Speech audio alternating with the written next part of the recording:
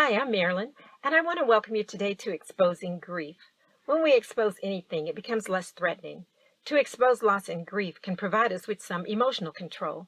In 2020, we laid the foundation for these conversations.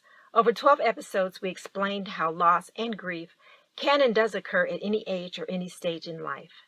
You can go back and listen to those foundational podcast episodes, or you can begin listening today as part of your personal journey to be more emotionally and mentally healthy.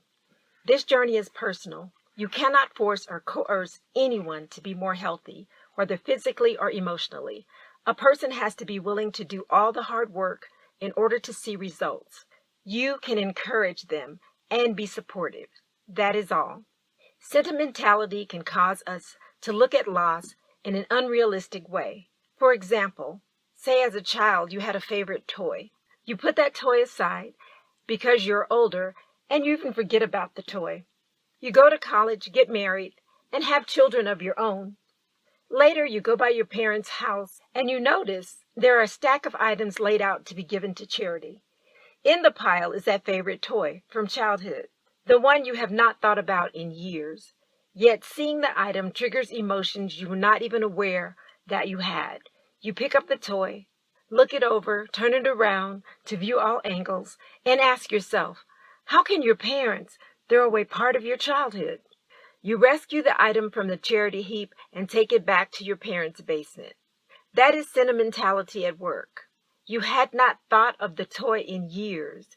You did not take it with you when you left home, went to college, and you did not take the toy when you got your own home and had your own children. However, when you saw the toy being given away, you still did not take it to your home, but returned it to the place where you thought it could be preserved. A part of your childhood was still intact. Many times we can get into sentimentality and we don't recognize it. A favorite anything can trigger that emotion. Ask yourself why you want to hold on to items that you no longer use or need. It might be an old wedding ring set after a divorce, or even a watch that no longer works. Somehow we get emotionally attached to the items and do not want to let them go. Even the thought of getting rid of the item invokes a sense of loss. The feeling is natural, but we have to be aware that holding on to the item or items could become an obsession. Being willing to let go of the item and experiencing that sense of loss is much healthier. We cannot go back to that moment in time, so it's best to let the item go and just have the memories of the innocence or good times that the item invokes. If you find yourself having difficulty getting rid of items which you know have outlived their life with you, I would suggest getting rid of the items in stages. Sort through your attic, jewelry box, or basement and gather the items that you know you have a sentimental attachment to. Ask yourself, why have you held onto this item? Be honest. It may be a bit difficult to sort through the emotions the items may bring up, but it's also a good emotional exercise. Now put the items aside to be dealt with another day. Within the next month, look at the items again. This time, look only at the oldest item. Ask yourself again, why are you still holding onto it?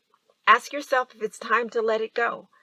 Ask yourself if it's still useful and if someone else could benefit from the item. Take the item and put it in your car to take to charity, or throw it away. You may feel a small amount of anxiety, but it should pass quickly.